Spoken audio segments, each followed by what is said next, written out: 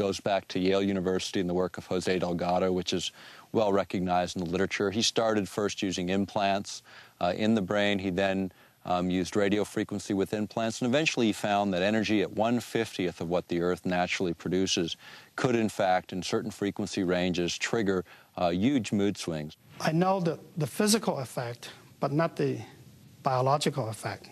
It's a different area. I was considered a child prodigy in electronics. My entire life has been devoted to the study of the effects of electromagnetic energies on the human mind. When I was 13 years old, I invented a device that transmits sound to the human brain using electromagnetic waves. So this is my field. I've been studying this field for over 40 years. And HAARP scares me because I know what it can do. I know that HAARP can be used to control the human mind. I'm not sure that the people involved with HAARP are aware that humans are made up of energy, that the energy fields of Earth and humans are closely aligned. I don't even understand what you mean by energy. Humans are made up of energy. What does that mean? Humans are like balls of energy. We're made up of electricity and magnetic energy, just like the Earth. Are humans made up of energy? Well, what do they say? We're 90% water, but the rest of it is an electrochemical, and that's a form of energy, yes. All living things are exquisitely sensitive to some of the lowest levels of energy. We just couldn't imagine this. And it's been the subject of hot debate. How can life be so sensitive to the tiniest amounts of energy? But because this is how we are bioregulated, by virtue of tiny energy transactions within our body and also coming from the Earth, this is indeed the case. There are many different electromagnetic projects and technologies out there that are affecting our health today. This document from Maxwell Air Force Base lays out the use of electromagnetic weapons technologies for debilitating human beings. Using electromagnetic warfare against human beings, you can cause disease, you can cause hysteria, or you can cause passivity for population control. Extremely low frequencies affect us because they are the same frequencies that our brains output. And when they're in the environment around us, our brains try to entrain to them. So our brains try to mimic those signals. And if those signals are not good ones for our behavior, then we can fall apart. We can behave differently. We could get sick. We could feel very stressed and not know why. Once in a while, when you have a power outage, most people can identify the fact that they have a release of tension. The minute the electricity goes out, they feel an inner relaxation, a tension release, and when the power goes back on, the tension returns. So this is something that most of us can feel. Everyone has a certain sensitivity to electromagnetic waves. It's just that some people are more sensitive than others. The symptoms that I discovered in my research caused by electromagnetic frequencies are anxiety, depression, diarrhea, dizziness, extreme fatigue, headaches, lightheadedness, mood swings, nausea, nighttime increase in urination, pulse rate, a sudden increase, shortness of breath, tingling, prickling feeling of the skin, vertigo, nosebleeds, blood pressure increase, and body tremors. You can also cause cancer. You can disrupt the genetic structure of our cells. You can cause long-term damage in terms of mutagenic damage over generations, or you can cause very short-term damage, and you can actually cause somebody to just have their cells fall apart and hemorrhage to death.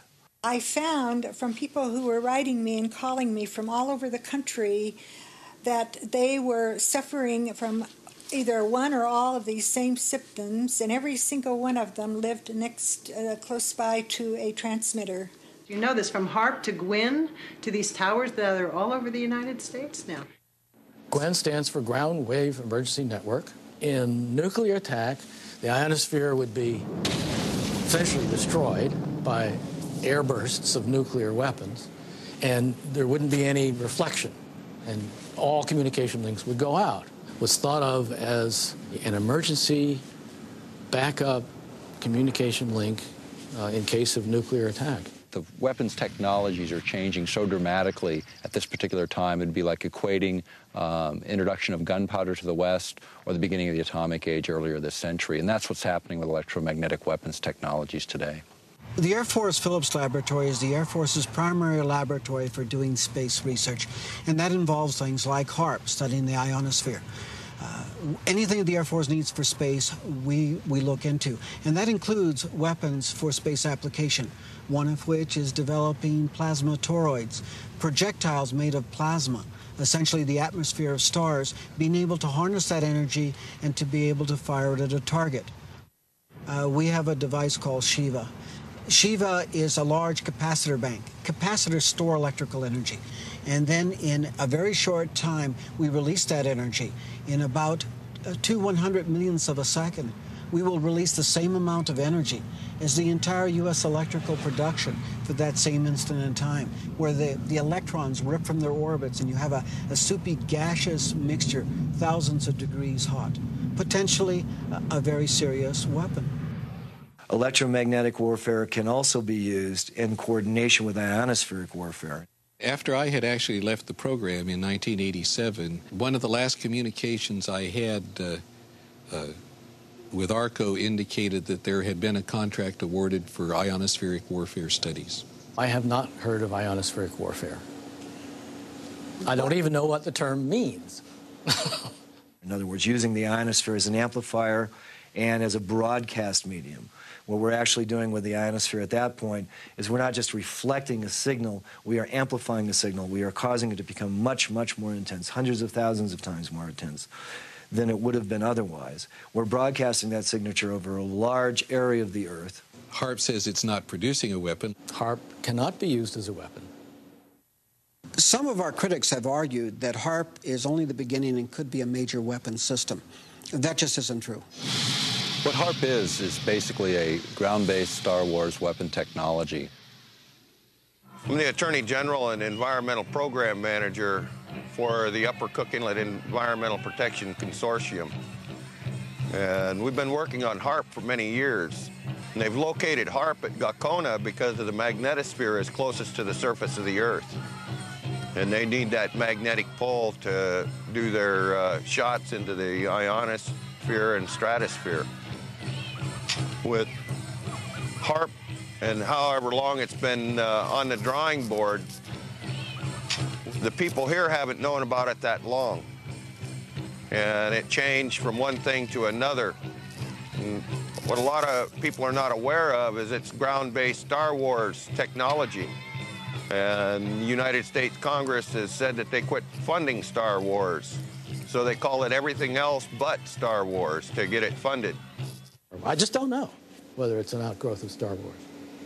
The application described in the 1991 patent would be such that if anybody were to fire a missile from any direction, anywhere, to another point on Earth, it would intersect this relativistic layer and be basically exploded.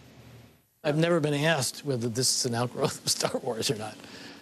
As a scientist, you do like to be recognized for things you've done. And because I couldn't write to the press, I'm under ARCO confidentiality, I sent a letter to Lord Cook, the chairman of the board of ARCO, and received actually a very nice letter back complimenting me for my contributions and assuring me that they would inform the HAARP people of my contribution. There was never any intention to build anything associated with what Mr. Eastland had proposed in his patent. If you read the patents, I was thinking of ways to use it defensively. One was as an anti-satellite device. You could make these electrons in space and hurt a satellite. That could be used either for offense or defense. We could hurt the enemy's communications while maintaining ours, and I was interested to note that that was one of the things said in the HAARP basic technical document. Star Wars was the state-of-the-art military technology of the 80s, but in the 90s and in the new millennium, it's going to be electromagnetic warfare. What we do know about electromagnetic systems and electromagnetic warfare is becoming even more interesting. As late as April 28, 1997, U.S. Secretary of Defense Cohen announced at University of Georgia that, in fact, geophysical warfare was becoming a more intense problem. In fact, they even speculated that terrorist organizations would have systems that could modify weather, create volcanic eruptions, or even cause earthquakes using electromagnetic waves. You know, earthquakes is another thing. We have had a lot of them, a lot of volcanoes more in the last few years. Whether or not that is just a cycle of happenings, because we've had a history of earthquakes and volcanoes throughout recorded history, but it just seems to me like that it's coming more often, and that there has to be some connection with some of the things that we as humans are doing to our Earth. The issue of earthquakes has been, looked at by other specialists, even going back to the work of J.F. Gordon MacDonald when he was at UCLA in the late 60s. He was also a science advisor to Lyndon Johnson. He's a specialist in geophysical warfare. He asserted then if you could ever get enough energy in at just the right frequency and just the right waveform, you could in fact trigger these kinds of events. And I think that's exactly what the Secretary of Defense, Cohen, was saying just a few days ago, was it's this idea that now terrorists may possess this kind of technology. It's obvious. I mean, if we're concerned that terrorists have it, we certainly do. Back in 1912, Nikola Tesla said it was possible to split the planet by combining the correct vibrations with the resonance of the planet itself. The idea of affecting weather for many people, it gets to the point where you say, well, can that even be real? And when you go back in time, even to 1976, the United States, along with over 60 other countries, signed an accord where we agreed to not use weather manipulation as a weapon of war. This is before biological and chemical treaties, before many of the nuclear disarmament treaties. And yet, that was such a big threat in '76. Has the science progressed? Certainly. We're in this sea of energy. We're in a sea of gases. We're in a sea of particles that are charged. And they're moving constantly, just like a current in the ocean, just like the wind in the atmosphere. This current forms. And you draw and you attract these particles. Well, Wilhelm Reich attracted these particles. He pointed it at the sky and he said, you want clouds to be built there? You got a drought? He would point the device at that place and clouds would form there. In the 40s, there was interest in weather modification. That by the 50s, there was actual experimentation in that area. By the 1960s, that area had advanced substantially. Well, there have been programs with salting clouds, salting things with silver iodide, and there's been some experiments where people from airplanes threw chaff out, the little pieces of metal, and tried to get those to absorb power. We have done such damage to the thermal balance, to the hydrologic balance of this planet at this point. We are seeing more and more disasters. You have to watch the news. You have to notice these things. You can't just take Prozac and forget about it, and the next day you see the whole Ohio River Valley was just flooded. Billions of dollars of damage. Thousands and thousands, tens of thousands of people left without homes. And they actually say that they can make weather. Well, tell me, have you noticed any good weather here lately? The thing that people don't take into account is we are changing the entire density of our atmosphere, the viscosity of the atmosphere's ability to flow and be fluid, to be freely flowing. We're changing that. Today we have a number of technologies, not just HAARP, but satellites and other ionosphere heaters placed in strategic locations all over the world that can create the disruptions in lightning. Here's a paper that was recently unearthed that talks about creating what's called a highly ionized column up through the atmosphere. It might trigger lightning if lightning was ready to occur, and suddenly this conductor was thrust in the middle of, into the situation, then yeah, it could. If you beam this radio wave into the ionosphere and you continually charge it up, not only are you sending energy into the ionosphere, but you're providing a path for energy to come back down out of the ionosphere. In other words, they can create a massive discharge of lightning, bigger than anything we've ever seen on this planet. And if you aim the beam at the down, and it happens to be in a region where there's a lot of charge, you can initiate a discharge in that area, perhaps.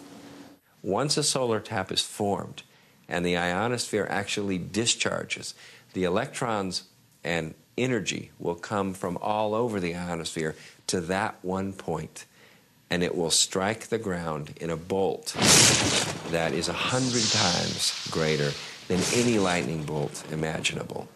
And it will not just strike one time. It will strike 30 to 40 times a second until there are not any longer electrons or energy to flow from the ionosphere through that tap to ground. But when it strikes the ground, it will vaporize the ground, the water, or whatever it happens to hit. Kind of like 3 or 4 Mount St. Helens volcanoes going off each second that bolt discharges. Now, admittedly, that's kind of far-fetched, but whenever you're doing experimentation and you're taking risks with large amounts of energy, you must responsibly look at the worst-case scenario. And that could be the worst-case scenario. Well, you know, everyone has to remember that the Earth is a living organism, a lot of living organisms, and things change. To not change is dead. And I believe that we are all electrically connected, and so when you start playing around with electricity, you're going to affect everything. And so I think we need to be very careful as to what we do, especially affecting humans, animals, and other life forms. Well, animals and birds are incredibly sensitive to electromagnetic energies. HAARP will not affect animals or birds. That's in the environmental impact statement. What I've heard about HAARP is that it can punch a hole through the atmosphere if they wanted to, and that it could disturb the migratory bird pattern. It'll mess with like traditional village life who depend on the birds for their food and everything. They shouldn't even build the machine if they don't know what it can do, because what if they just totally destroy the Earth with this HAARP machine? What are they going to think then? I think the biggest thing that scares me is that they don't know what they're doing. They're just trying it out. We don't know the results, and that's why we experiment. When people say they've never done this before, there's a lot of experiments that haven't been done. That doesn't mean we should get up and do them. I mean, none of us have put a gun to our head just to see what would happen either. Every scientific experiment involves surprises of that sort, and some of them very much alter what the purposes had been at the outset. I don't think it needs examples because it's such a commonplace phenomenon. That ghostly shading on the bridge walk is the only remaining evidence of what was once a man. The bomb blast consumed his body entirely, but cast his imprint on the stones where he stood to meet his fate. The bomb will not start a chain reaction in the water, converting it all to gas and letting all the ships on all the oceans drop down to the bottom. It will not blow out the bottom of the sea and let all the water run down the hole. It will not destroy gravity. I am not an atomic playboy. Will you tell them that the United States government now wants to turn this great destructive force into something good for mankind, and that this experiments here at Bikini are the first step in that direction? We attended at Bikini the Mike shot, which was the first fusion bomb. And the manufacturers of the bomb thought it would be about 7 megatons equivalent of explosive power. It turned out to be 15.4 megatons of explosive power.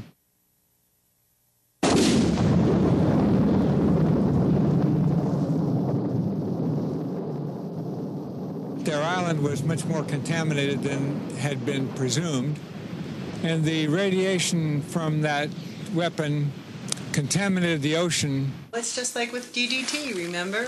We were told that that wasn't harmful, and they drove through the streets and actually sprayed DDT from trucks on school children while they were eating lunch. Is HAARP 100% safe? I don't think I would categorize any radio transmitting system as 100% safe. We have made it as safe as we can. We have followed all the standards. that are applicable? There are no standards because we have no intimate knowledge of how Earth and life work together. Many times we've experimented on various different things and that it didn't turn out the way we expected it to. It can get as big as what's been determined to be safe in the environmental impact statement. It can't go any bigger than that. The environmental impact statement was funded by the Air Force and the Navy, the people that are running the program. When you look at the Earth itself, you think about the Earth and how it releases energy naturally. You can look at earthquakes and what we know about them over 30 years is they're increasing in depth, frequency, and magnitude. You can look at weather patterns. And what everyone knows, at least in this country and most of the world now, is weather patterns are going through dramatic shifts that are blamed on any number of factors. And you can also look at tidal heights in the North Sea, which have been steadily rising over a 30-year period as it's been charted. All of that indicates releases of energy. And then in the midst of this natural releases of energy, we're going to inject billions of watts of power into the magnetic lines of force. What this will do, they don't really know because they've never been at these power thresholds before. Safety is the main consideration here. Aircraft safety, radio frequency safety. The environmental impact statement is the governing document, and anybody that has an environmental concern that we have not addressed in this should come to us and let us know about it. There's no independent scientific committee looking at this outside of the military. There's no physiologists or bioscientists involved in this project from the military looking at those bioeffects. We think it's a narrowly focused program in the sense that the bulk of it is military-driven. That's what's driving the budgets, and that's what's driving the program. The military research is one line of work, and I would say the medical research is another line of work, and for most part, these two groups are not talking to one another. There are a number of scientists like myself who are concerned about this, who are in fear of what HAARP could do to the planet. Not only mind control, but weather changes, possible earth changes, earthquakes, things like that. And we all need to band together. We need to contact each other over the internet. We need to lead a discussion on this, and scientists need to contact their government representatives and tell them what they feel about this. Our critics have talked about HAARP and some of the problems they perceive. If anyone, any group, individuals, whatever, were concerned, they're welcome to tour the site. They're welcome to put together an independent team of their experts to come onto the site and to review what it is we're doing. We have absolutely nothing to hide. We need to bring in people from all walks of life to study the possible consequences of this technology. We don't know the effects. I don't think we should move blindly forward and just do these experiments. We were recently invited to Brussels to speak to a group of parliamentarians in an organization called Global International. And we were able to present HAARP as an issue to over 60 parliamentarians from 40 countries. And what was important is it really was the first time many of these folks had heard much about this project. But I can tell you that the international interest has been growing. The scientific community is starting to wake up to the issue. And what we're seeing is more people willing to go forward and speak out. I'm concerned that the people who understand that all life is interconnected aren't the people that are making the decisions about these experiments on our ionosphere. What air I breathe, everybody else breathes. Water and air and the land, our life. Let's do what we have to do to protect it. As living systems, we're open systems, and we can't draw the line between where our boundary stops and where the boundary of the non-living domain begins. The Earth is a living organism. It's not something that's really outside of us. It's really an intimate part of who we are. And when we destroy it, we destroy ourselves. I have always asked that if anybody has a problem, come and let us see what the problem is. And if it's something we haven't addressed that we should have, of course we'll address it. The problem with government and the people right now is that people don't trust the government, and they have good cause not to, because so many times over the years they've not told them the truth.